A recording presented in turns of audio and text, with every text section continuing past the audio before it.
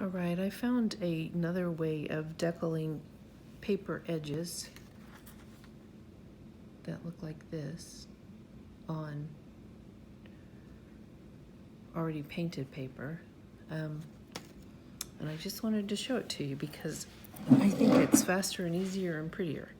So what I like to do is line this up on here so that it's an even amount. You can measure it if you want to, or you can eyeball it. And then I like to line this ruler up right along the edge of the table. And that leaves my finger being pressed up right against the edge of the table.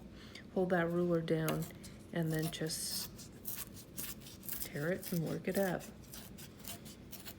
Just a little at a time. Work around your paper like that. But see how nice that edge is? And then if you wet that edge, that smooths it out. Of course, you want to be careful that you're not, and I've just wet the edge of my finger.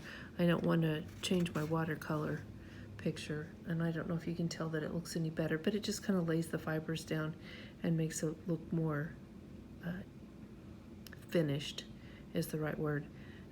The other thing that you want to do is to tear it from the top side of your paper if you want that rough edge on the front.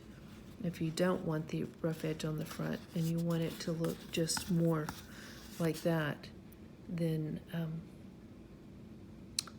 do it from the back side. I like this rough edge though on the front. I like that deckled edge.